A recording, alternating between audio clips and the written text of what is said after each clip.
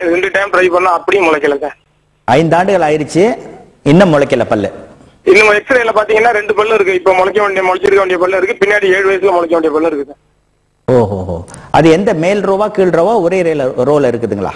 மேல் ரோல 2 பல்லு தென்படுது எக்ஸ்ரேல, ஆனா முளைக்கல. ஆமா. ஓகே, நேற்று பாருங்க, அவங்க என்ன விளக்கமா சொல்லுவாங்க. அவர் மேல் ரோன்னு சொன்னாரு. மேல் ரோல முன்பல்லா பின்பல்லான்னு தெரியல. சரிங்களா? 5.5 வயசுன்னு சொல்லும் போது அவர் முன்பல்ல தான் இது பண்ணும்.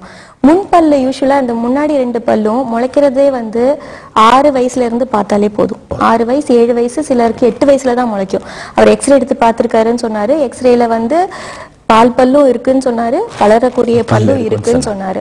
சோ வெயிட் பண்ணலாம். அவரு எந்த தவறும் இல்ல. சோ டாக்டர் சொன்ன மாதிரி தேவையில்லாம 1.5 வயசுலயே கொண்டு போய் எக்ஸ்ரேக்கு எக்ஸ்போஸ் பண்றது தேவையில்லாம அவர் இன்னும் 1 வருஷம் தாராளமா வெயிட். 5 ஆண்டுகளாவது அந்த குழந்தைக்கு இன்னொரு 6.5 வயது வரைக்கும் காத்திருந்தா நிச்சயமா அது முளைக்கும். கண்டிப்பா முளைக்கும். அதே மாதிரி இப்ப நான் பிறக்கும் போதே குழந்தைகள் பல்லோட, அதுக்கான பதில் அது ஜெனடிக் டிஃபெக்ட், வேற ஒண்ணும் இல்ல. அந்த மாதிரி பற்களை புதுசா நேட்டல் டூத் இல்லைன்னா நியோநேட்டல் டூத்னு சொல்லுவோம். நேட்டல் டூத்னா பிறந்த 1 மாசத்துல பற்களுக்கு நேட்டல் டூத்னு சொல்லுவோம். நியோநேட்டல் டூத்னு சொன்னா குழந்தை பிறக்கும் போதே இருக்கிற பல்.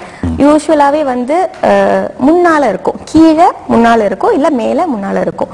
இது மாதிரி பற்கள் யூஸ்வலா அந்த குழந்தை பால் குடிக்கிறதுக்கு கொஞ்சம் டிஸ்டர்பன்ஸா இருக்க வாய்ப்பு இருக்கு. அது மாதிரி டிஸ்டர்பன்ஸ்னா இதர் அந்த பல்லு எடுக்க வேண்டிய அவசியம் இருக்கும், இல்ல அந்த பால் குடிக்கிறதுக்கு தடை இல்லாமல் அந்த கொஞ்சம் ஷேப் பண்ண விட வேண்டி இருக்கும். தாய்ப்பால் கொடுக்கும் போது அந்த தாய்மார்களுக்கு அது ஒரு இன்கன்வீனியன்ஸா கூட இருக்கலாம். கண்டிப்பாக இருக்கும். அப்ப எப்படி எடுப்பாங்க? ஒரு சின்ன குழந்தைக்கு குழந்தை பல்லோட பிறந்துருது, அந்த பல்லை எப்படி பராமரிக்கிறது? இது எடுக்கிறதா?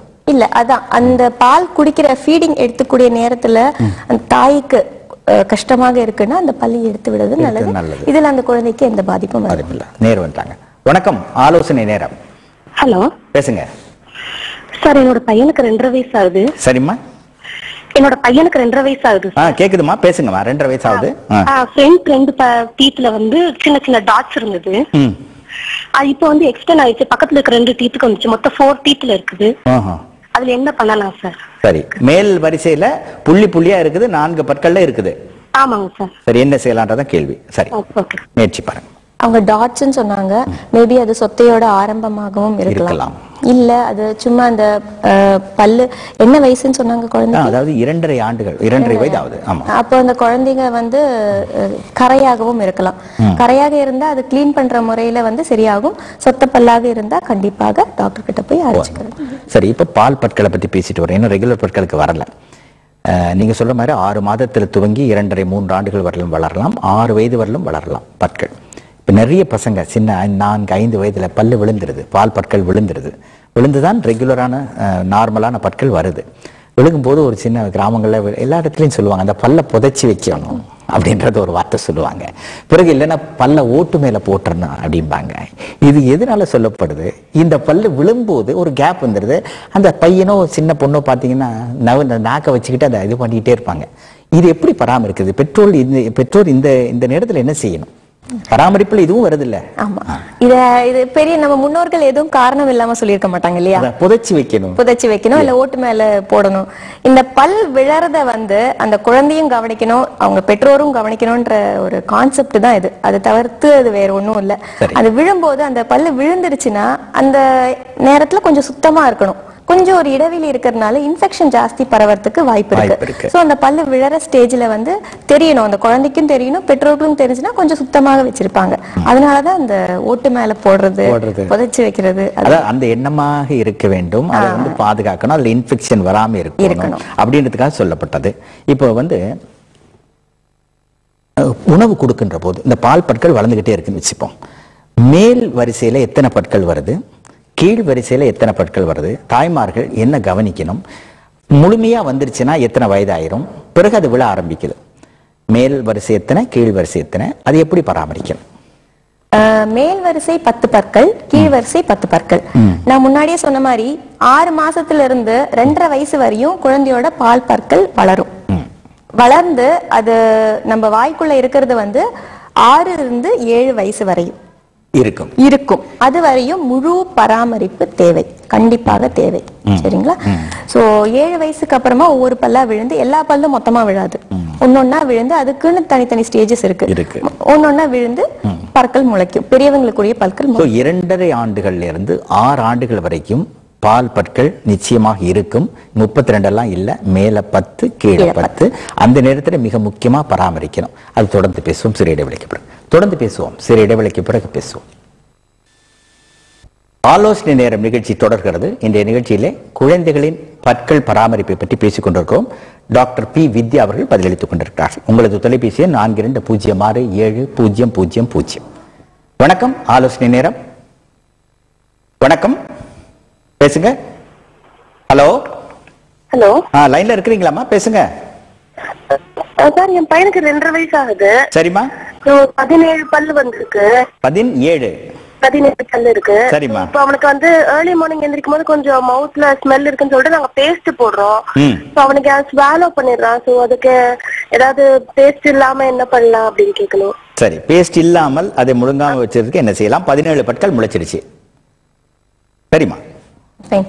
உங்க அம்மா நல்லா டீடைலா செக் பண்ணி 17 பல்லு இருக்குன்னு சொல்லி இல்ல, ரொம்ப உண்மையிலே பாராட்டக்கூடும். அவங்க வந்து தாய் அவங்க கரெக்டா பாத்துருக்காங்க. பேஸ்ட் வந்து நான் சொன்ன மாதிரி ஒரு சூப்பர்விஷன்ல பண்ணா நல்லது. இல்ல பேஸ்ட் யூஸ் பண்ணலைனாலும் வெறும் பிரஷ், இப்ப நிறைய சாஃப்ட் பிரஷஸ் வருது, கிட்ஸ் பிரஷஸ் வருது. அது வந்து அந்த பிரிசில்ஸ் எப்படி இருக்கும்னா எல்லா இடையிலும் போய் பிரஷ் பண்ற மாதிரி வாய்ப்புகள் நிறைய இருக்கு. சோ அது யூஸ் பண்ணலாம், அந்த பேரண்ட் அது யூஸ் பண்ணலாம். அது மட்டும் இல்லாம பிரஷிங் மட்டும்தான் வாய் சுத்தோன்ற விஷயம் இல்லாம அந்த குழந்தை ஏதாவது சாப்பிட்ட உடனே வந்து வாய் கொப்பளிக்க வச்சிருது. சோ அதுதான் அந்த மெயின், அந்த கிருமியை வந்து அங்க தங்க வைக்கிறக்கூடிய வாய்ப்பு நிறைய இருக்கும். சோ உடனே என்ன சாப்பிட்டாலும், ஒரு பிஸ்கெட்டோ இல்ல ஏதாவது ஒரு ஸ்நாக்ஸ் எது எடுத்துக்கிட்டாலும் நல்ல வாய் கொப்பளிக்க வைங்க. இது இல்லாம இது தவிர்த்து ஒரு பல் மருத்துவரை அணுகி பல் கிளீன் பண்றது அவசியம். பல் கிளீனிங் வந்து 2.5 வயசு சின்ன குழந்தை தேவையா அப்படின்லாம் இல்ல, சாப்பிட ஆரம்பிச்சிருக்கலாம், நிறைய ஸ்நாக்ஸ் எல்லாம் சாப்பிட ஆரம்பிச்சிருக்கலாம். சோ ஒரு பல் மருத்துவரை அணுகி பல் கிளீனிங் பண்ண வந்து அந்த கொப்பளிக்காம இருக்கிறதுனால தான் அந்த வாயில நாற்றம் வருவதற்கான வாய்ப்புகள் அதிகமா இருக்கு. பல்லுல கிருமி சேர்ந்திருந்த அந்த வாய்ப்பு, பல் வாய் நாற்றம் வர்றது, வயித்துல அல்சர் இருந்தாலும் வர வாய்ப்பு இருக்கு. சோ அதே பரிசோதனை முதல்ல இது அவங்க செக் பண்ணிக்கிட்டும், இதுக்கு அப்புறமாவும் விடலைன்னா அதை செக் பண்ணிக்கலாம். மேடம், இன்னொரு கேள்வி. கையில சாப்பாடு ஊட்டுறது, வளர்ந்துகின்ற அந்த காலத்துல அவங்க வந்து கையில ஊட்டுவாங்க, பருப்பு சோறு எது வரும் கையில ஊட்டுவது. இப்ப வந்து விஞ்ஞானிகள் உங்க மாதிரி நல்ல மருத்துவர்கள் கூட சில நேரங்களில் பரிந்துரைக்கிறாங்க என்ன அப்படின்னா, ஸ்பூன்ல கொடுங்க. ஆனா இந்த ஸ்பூன்ல கொடுக்கறதுனால பற்கள் துருத்திக்கிட்டு முள்ளாத வர வாய்ப்புகள் இருக்கு அப்படின்னு ஒரு கருத்து நிலவி வருது. ஸோ கையில ஊட்டணுமா ஸ்பூன்ல ஊட்டணுமா, இரண்டுமே சரிதானா? இதுக்கு பாதுகாப்பு பராமரிப்புக்கு என்ன செய்யணும்? கையில ஊட்டுறது ஸ்பூன்ல ஊட்டுறது ரெண்டுத்துலயுமே வந்து பற்களுக்கு பாதிப்புன்றது வந்து ரொம்ப கம்மியானது. அந்த ஸ்பூனைய வச்சோ இல்ல கையை வச்சோ அந்த மேல் உதடையோ அந்த மேல் தொன்னையோ கொஞ்சம் ப்ரெஷர் கொடுத்தாதான் நீங்க சொன்ன மாதிரி அந்த தூக்கிட்டு வர்றதுன்றது வரும். இல்லாவிட்டா சுத்தமா இருக்கணும்ன்றதுக்காக நிறைய டாக்டர்ஸ் வந்து ஸ்பூன் சொல்லியிருப்பாங்க. ஏன்னா கையில ஊட்டும் போது அவ்வளவு சுத்தமா இருக்க வாய்ப்பு இல்லை இல்லைங்களா?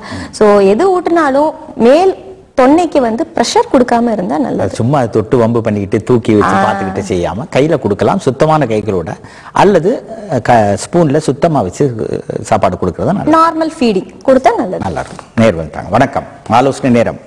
ஹலோ, வணக்கம், ஆலோசனை நேரம், பேசுங்க. என் பேரு விஜய் சார். எஸ் சார், சொல்லுங்க. எனக்கு 19 வயசு ஆகுது. எனக்கு வருஷத்துக்கு ஒரு வாட்டி நான் பல்லு கிளீன் பண்ணிடுவேன். இருந்தாலும் எனக்கு 2 பல்லு அப்படியே ஃபுல்லா ஈரல் தேஞ்சிருச்சு. தேஞ்சிருக்கு. முன்னாடி இருந்து பிளட் வந்துகிட்டு இருந்துச்சு, ஒரு 2 பல்ல வரும். அப்புறம் பார்த்தா ஃபுல்லா ஈரல் தேஞ்சிருச்சு. என்னன்னு தெரியல. நானும் அடிக்கடி டாக்டர் தான் கேட்பேன். சொல்லுவாங்க மவுத் வாஷ் இதெல்லாம் எழுதி கொடுத்தாங்க. நான் அதெல்லாம் யூஸ் பண்ணிட்டு தான் இருக்கேன். இருந்தாலும் ஈரல் அப்படியே தேஞ்சு ரொம்ப பயமா இருக்கு, உளுந்துற அளவுக்கு. விஜய், ஒரு நிமிஷம். ஈரு தேஞ்சிருச்சு அப்படின்றீங்க, மேலையா கீழையா?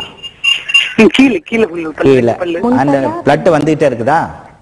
பிளட் எல்லாம் இல்ல, வரல. ஆனா தேஞ்சிருக்குது, பல்லு தெரியுதுன்றீங்க. ஆமா. சரி, ஒரு நிமிஷம். டாக்டர் ஏதோ பேசணும்ன்றாங்க, கொஞ்சம் லைன்ல இருங்க, அவங்க பேசுவாங்க. சார் முன்பல்லா பின்பல்லா? சார் முன்பல்லு. ஈறு தேஞ்சிருக்கா, ஈறு இறங்கி இருக்கா? இறங்கி இருக்கு, அப்படியே ஃபுல்லா அப்படியே தேஞ்சு இறங்கி இருக்கு அப்படியே. பல்லு இப்ப உங்களுக்கு ஆட்டம் தெரியுதா நீங்க பிரஷ் பண்ணும்போது? அதெல்லாம் இல்ல எதுவுமே தெரியல, தினமும் அது மாதிரி வந்துருமோன்னு நினைச்சிட்டு இருக்கேன். ஓகே சார், இது என்னன்னா உங்களுக்கு பல்லு வந்து அந்த பர்டிகுலர் ஈர்ல ஏதாவது இன்ஃபெக்ஷன் இருந்தா இது மாதிரி தேயவோ இறங்கவோ வாய்ப்பு இருக்கு.